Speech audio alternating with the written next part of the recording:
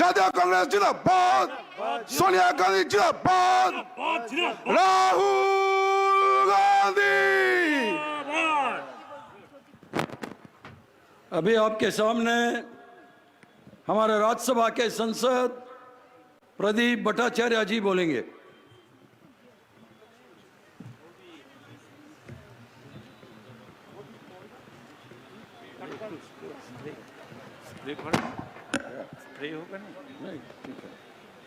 थोड़ा शॉर्ट करना पड़ेगा। हाँ, ये 2 मिनट।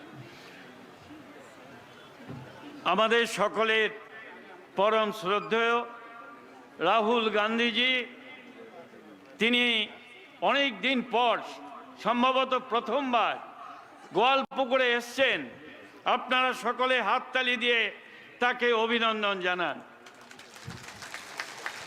একটু আগে দীপা দাসমুন্সী সুন্দরভাবে আপনাদের কাছে বক্তব্য রেখেছেন। আপনাদের কাছে, প্রিয় বন্ধুদের কাছে, ভাই এবং বোনেদের কাছে আমি শুধু কয়েকটি কথা নিবেদন করব। আমি জানি রাহুলজি অপেক্ষা করছেন, আপনারা রাহুলজির বক্তৃতা শুনবেন। তো আমি আপনাদের কাছে প্রথমে একটি কথা বলবো, আপনারা কেউ ঘাবড়াবেন না, আপনারা কেউ ভয় পাবেন না। গোলাম রব্বানীকে ভয় পাবার কিছু নেই। আপনারা রুখে দাঁড়ান, দেখুন ও পালিয়ে যাবে, ও আপনাদের ধারে কাছে আসবে না। আপনারা আজকের দিনে শপথ নিন। রমজানের প্রথম দিন, অত্যন্ত পবিত্র দিন। আগামীকাল বাংলার নববর্ষ, আমরা সবাই নতুন দিনটাকে পালন করি। আপনারা শপথ নিন, আগামী বাংলার নির্বাচনে 2021-এর 2রা মে আমরা যেন শুনতে পাই গোয়ালপুকুর থেকে গোলাম রব্বানী অনেক ভোটে পিছিয়ে আছেন, তিনি পরাজিত হয়েছেন। কংগ্রেস প্রার্থী জিতেছে, পাশের কনস্টিটিউয়েন্সি থেকে সিপিএম এর প্রার্থী জিতেছে। গোলাম রব্বানী কংগ্রেসে ছিলেন, আমি এম্পেরিয়া ডেভেলপমেন্ট ফান্ড থেকে রাজ্যসভার সাংসদ হিসাবে অনেক টাকা তাকে দিয়েছিলাম। আমি জানি না তিনি কি পারপাসে, কিভাবে সেই টাকা খরচা করেছিলেন। হঠাৎ একদিন শুনলাম তিনি কংগ্রেস ছেড়ে তৃণমূলে চলে গেছেন। কিসের জন্য গেছেন? কিসের লোভে গেছেন? কেউ যদি মনে করে তৃণমূল কংগ্রেস চিরকাল বাংলার গদিতে থাকবে, আপনাদের কাছে আমি পরিষ্কার জানিয়ে দিতে চাই, তৃণমূল কংগ্রেসের দিন শেষ হয়ে আসছে। আগামী দিন সংযুক্ত মোর্চার দিন, সুতরাং আমাদের সেই কথা মনে রাখতে হবে। এই আবেদন আপনাদের কাছে রাখছি। আমার শেষ কথা, আমাদের বেকার যুবকদের চাকরি দেবার জন্য, আগামী প্রজন্মের জন্য আপনারা সংযুক্ত মোর্চাকে দিন। কংগ্রেস, বামফ্রন্ট, আইএফএস এই সংযুক্ত শক্তিকে আপনারা সাহায্য করুন। এই আহ্বান জানিয়ে সকলকে আমার শুভেচ্ছা অভিনন্দন জানিয়ে আমার বক্তব্য শেষ করছি। ইনকলাব জিন্দাবাদ, বন্দে মাতরম, জয় হিন্দ। मैं अभी अनुरोध करता हूं, हम सब के नेता श्री राहुल गांधी जी दिल्ली से आए हैं, वो आके आपको संबोधित करें।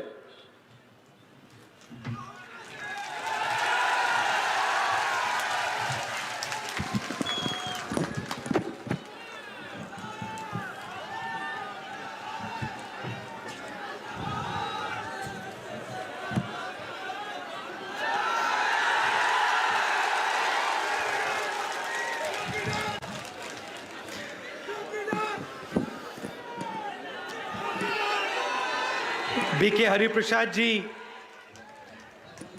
दीपा दास मुंशी जी, प्रदीप भट्टाचार्य जी, हमारे कैंडिडेट्स मसूद मोहम्मद नासिम एहसान जी, डॉक्टर सदिकुल जी, अनवरुल हाक जी सीपीएम के कैंडिडेट, अली इमरान रम्ज जी फॉरवर्ड ब्लॉक के कैंडिडेट, स्टेज पे वरिष्ठ नेता कांग्रेस के गठबंधन के कार्यकर्ता भाइयों और बहनों, प्रेस के हमारे मित्रों, आप सबका यहाँ बहुत बहुत स्वागत, नमस्कार। गर्मी में आप मेरी बात सुनने आए, इसके लिए बहुत बहुत धन्यवाद करता हूं आपका।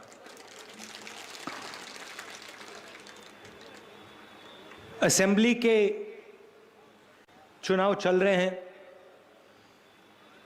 अलग अलग प्रदेशों में ये चुनाव हो रहे हैं, असम में, केरल में, बंगाल में, तमिलनाडु में, और इससे पहले मेरे इन प्रदेशों में दौरे हुए। तमिलनाडु में, असम में जब मैंने लोगों से पूछा कि आपको क्या लगता है, उन्होंने मुझे बताया कि पहली बार हमें ऐसा लग रहा है कि हमारे इतिहास पे, भाषा पे, हिस्ट्री पे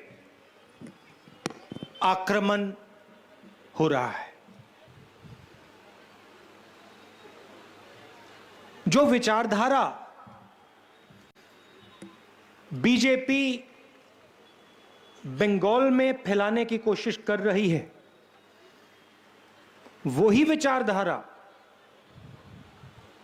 असम में फैला रही है, और एआईडीएमके के माध्यम से वही विचारधारा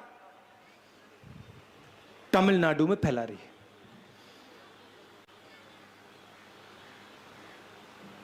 नफरत और हिंसा, इनके पास और कुछ है ही नहीं। ये बंगाल को बांटना चाहते हैं, तोड़ना चाहते हैं, और बंगालियों के बीच में जो भाईचारा है उसको खत्म करना चाहते हैं। यही असम में कर रहे हैं, यही तमिलनाडु में कर रहे हैं, और इसका नतीजा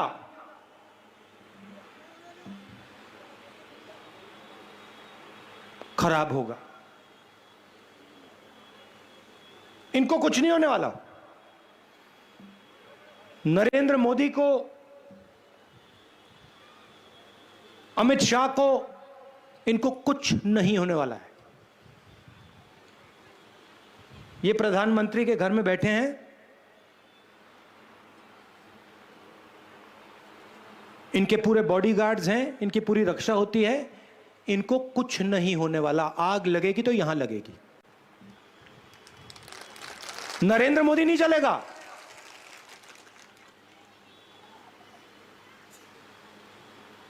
अमित शाह नहीं चलेगा, अमित शाह के बेटे को कुछ नहीं होने वाला।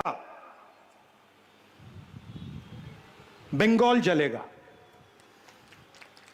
बंगाल की माताएं और बहनें रोएंगी। ये होगा क्योंकि एक बार इन्होंने बंगाल को बांट दिया, फिर बंगाल में आग लगेगी, उसको कोई नहीं रोक सकता है।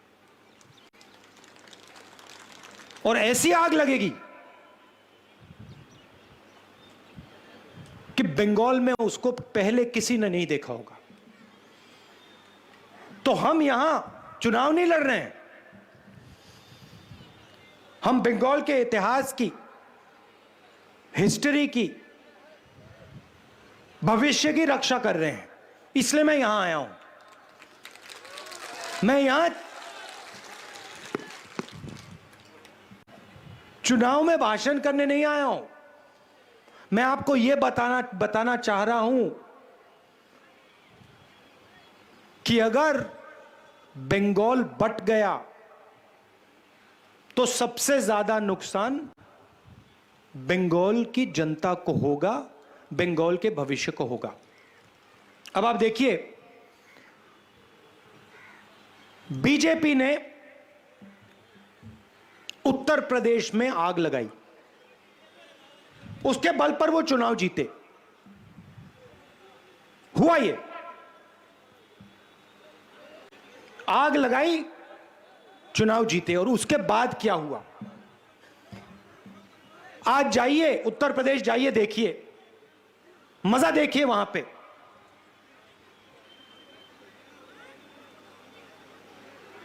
कोरोना आता है, अस्पताल लाशों से भरे हुए हैं, जहां भी देखो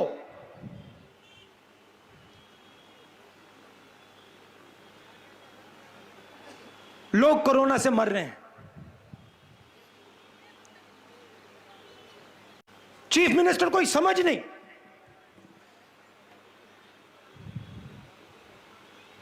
कोई समझ नहीं। विकास की बात करो, कुछ नहीं हुआ।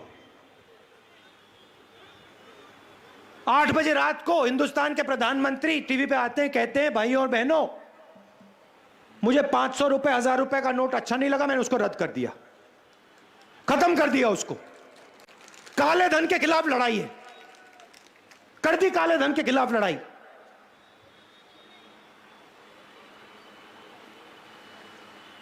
लाखों लोग बर्बाद हो गए।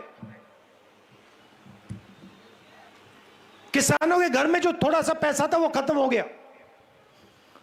आपको कहा लाइन में खड़े हो जाओ, बैंक में जाओ, अपना पैसा डालो, बैंक में पैसा रखो। हिंदुस्तान के सब लोगों ने किया। लाइन में मोदी जी दिखे आपको? खड़े थे क्या? खड़े थे। लाखों रुपए का सूट पहनते हैं, लाइन में क्यों नहीं खड़े थे वो? पैसा कहां से आता है?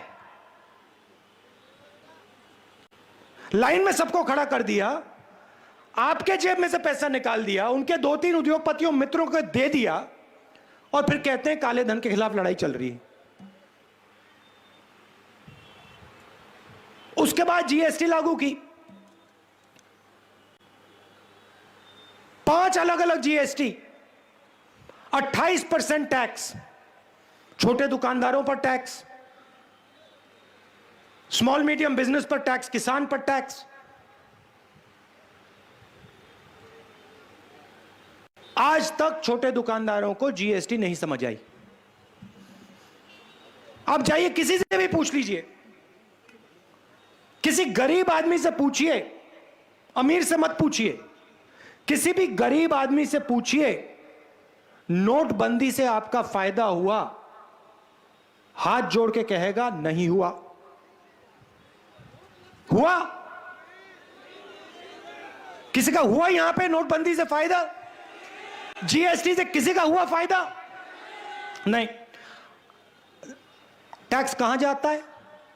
वही 5-10 मित्र हैं नरेंद्र मोदी के, उनके पास जाता है।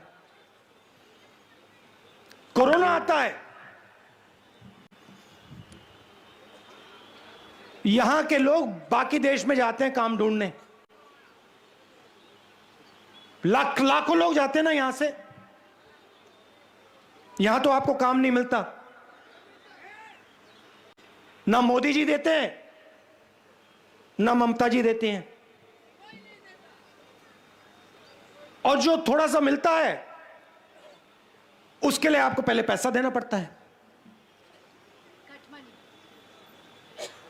Cut money.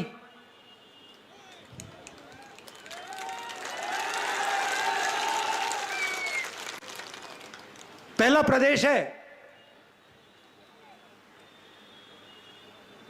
जहां रोजगार लेने के लिए पहले डिपॉजिट देना पड़ता है। पहले डिपॉजिट दो, फिर पता नहीं शायद मिले ना मिले, जेब में से पैसा तो निकलेगा। ममता जी की देन है।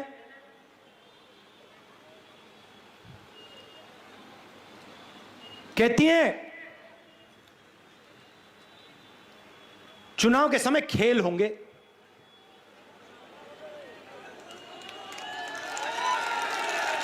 कैसा खेल? पहले आप यह समझाइए कि यहां की सड़क कौन बनाएगा? खेल खिलवाना है तो सड़क पे खेलेंगे ना।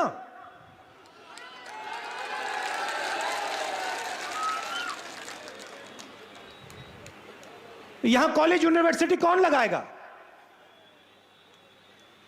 खेल खेलना है तो उसके मैदान में खेलेंगे, वो तो आप देती नहीं।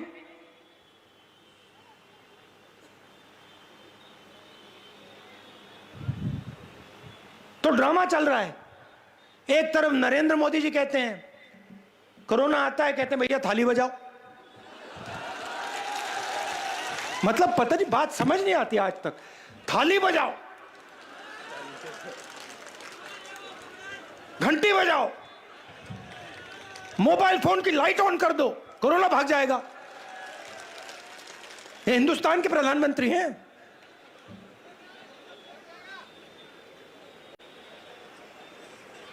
भाग गया कोरोना, भाग गया। मैंने पिछले साल फरवरी में कहा था कोरोना से जबरदस्त नुकसान होने वाला है। ये हमारे मीडिया के जो मित्र हैं, क्या ये आप बड़े होशियार हो, सब समझते हो आप लोग। खरीदा हुआ, ये कहता है राहुल गांधी सबको डरा रहा है। ये खरीदे हुए लोग कहते हैं राहुल गांधी सबको डरा रहे हैं।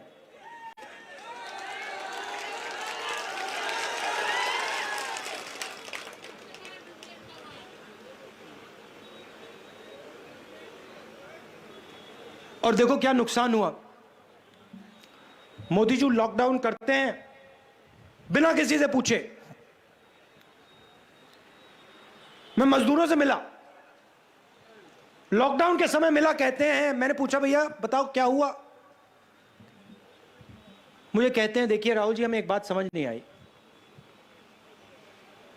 इस आदमी ने लॉकडाउन किया, हमें एक दिन तक नहीं दिया। अगर एक दिन दे देते, 2 दिन दे देते, हम घर चले जाते। इसने एक दिन नहीं दिया, इसने लॉकडाउन किया, हम सब बर्बाद हो गए, खत्म हो गए, मर गए। इसने ये क्यों किया? मुझसे सवाल पूछ रहे हैं। मैंने कहा मैं क्या जानूं, प्रधानमंत्री से पूछिए उन्होंने क्यों किया। मगर यह बता सकता हूं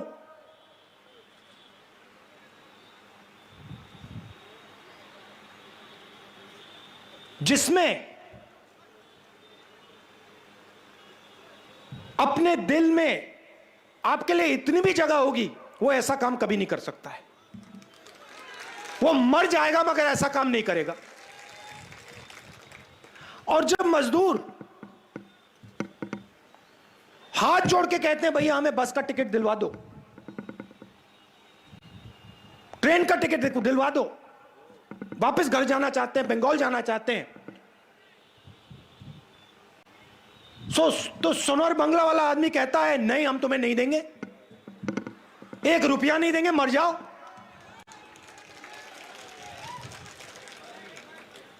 और उनको पैदल चलना पड़ता है हजारों किलोमीटर। कोई भूखा मर रहा है, कोई कोरोना से मर रहा है, कोई फर्क नहीं। और उसी समय नरेंद्र मोदी लाखों करोड़ रुपए अपने 5-10 बिजनेस वाले मित्रों का टैक्स माफ करते हैं।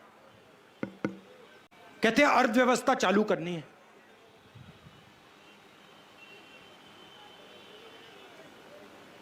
पूरा देश भूखा मर रहा है और आपके जेब में से पैसा निकालकर उन्हीं 5-10 लोगों को पैसा दिया जा रहा है। और अब ये नए 3 कानून लाए किसानों के खिलाफ। यहां आपने मुझे बताया कि यहां तो मंडी नहीं है, 3 रुपया केजी चावल। किसान मंडी नहीं है, मगर बाकी देश में जो मंडियां हैं उनको बंद करने मोदी जी। ऐसा कानून लाए हैं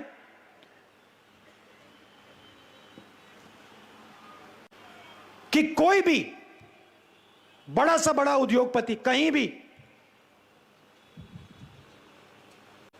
अनाज खरीद सकता है। मतलब गरीब से गरीब किसान को हिंदुस्तान के सबसे बड़े उद्योगपतियों के सामने खड़ा कर रहे हैं। और फिर कानून में लिखा है कि अगर किसान सही दाम मांगे तो किसान कोर्ट में नहीं जा सकता। और तीसरा कानून कहता है कि हिंदुस्तान के सबसे बड़े उद्योगपति जितनी भी जमाखोरी करना चाहते कर सकते हैं। तो पहले छोटे बिजनेस वालों को मारा, दुकानदारों को मारा,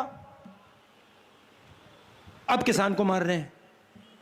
और जो किसानों का है वो छीन रहे हैं। और फिर बंगाल में आते हैं, कहते हैं भैया सोनार बांग्ला बनाएंगे, चमकता हुआ बंगाल।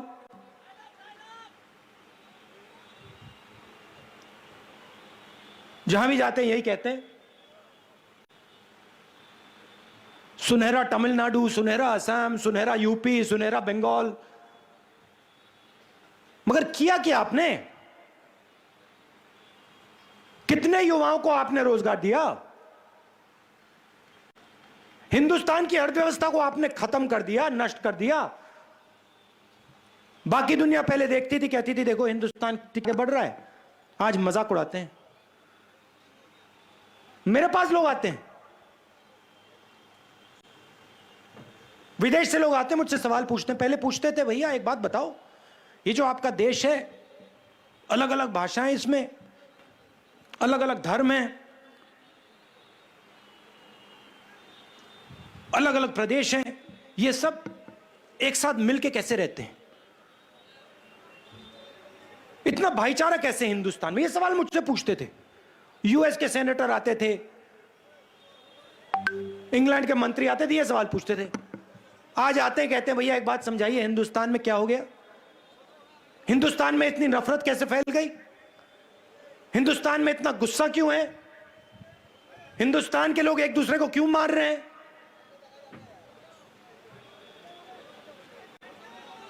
ये है नरेंद्र मोदी जी, आरएसएस की देन। ये इनका काम है और इसका लक्ष्य एक है, आपको लड़ा दो और फिर जो आप सवाल पूछते हो, अस्पताल के, कॉलेज के, रोजगार के, आप पूछना बंद कर दोगे और जो आपका ये उठा के ले जाएंगे। अब ममता जी को आपने जिम्मेदारी दी, आपने कहा कि ममता जी आप बंगाल को चलाइए। क्या उन्होंने वो जिम्मेदारी निभाई? आपको लगता है कि ममता जी ने काम किया आपके लिए? कोई कह सकता है यहां पे हां ममता जी ने मेरे लिए काम किया, कुछ करके दिखाया?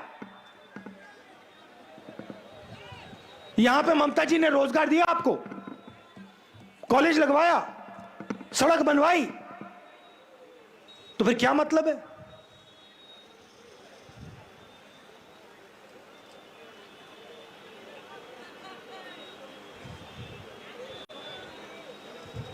तो आपको सोच समझ के हमारे गठबंधन और हमारे जो एमएलएज हैं उनको आप भारी बहुमत से जिताइए। और एक बात याद रखिए, देखिए कांग्रेस पार्टी ने हमारे इतिहास में कभी बीजेपी के साथ समझौता किया? कभी किया? आपने देखा, सुना कभी? कभी किया? कभी अलायंस किया उनके साथ? नहीं किया ना? ममता जी ने किया है? ममता जी ने कभी किया? तो आप एक बात याद रखिए, हमारी आरएसएस बीजेपी से विचारधारा की लड़ाई है, हमारी सिर्फ राजनीतिक लड़ाई नहीं है। जैसे दीपा जी ने कहा, उनकी विचारधारा ने हमारे सबसे बड़ी लीडर की हत्या की है, हमारे गुरु की हत्या की है, गांधी जी की हत्या की है। उस विचारधारा के खिलाफ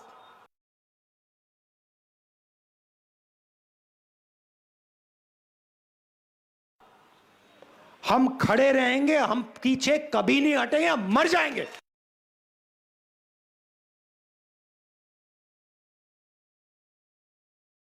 मगर नहीं हटने वाले। ममता जी की राजनीतिक लड़ाई है,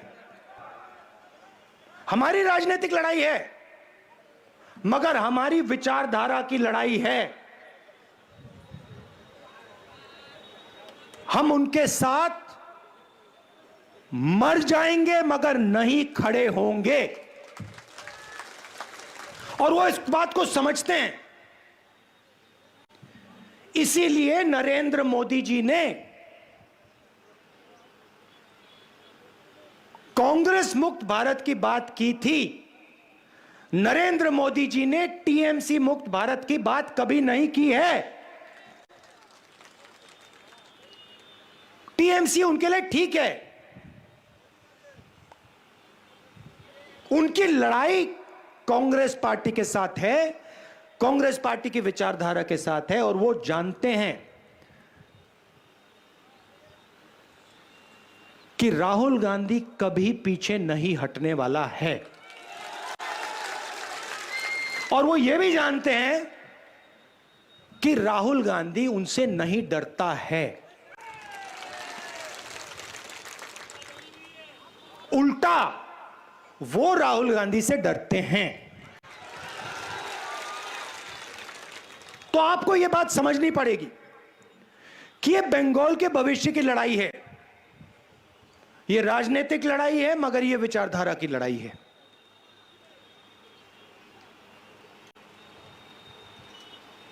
अब यह आपके हाथ में है। बीजेपी को रोकना है, बंगाल को बचाना है,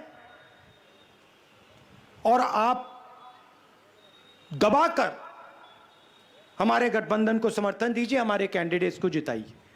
आप सबका दिल से बहुत बहुत धन्यवाद। आप दूर दूर से आए, खासतौर से जो महिलाएं आई हैं, आपको कष्ट हुआ होगा। आप सबको बहुत बहुत धन्यवाद। नमस्कार, जय हिंद। अंत में जय हिंद। अंत में रमजान की शुरुआत है। आज हम अंबेडकर जी को याद करते हैं,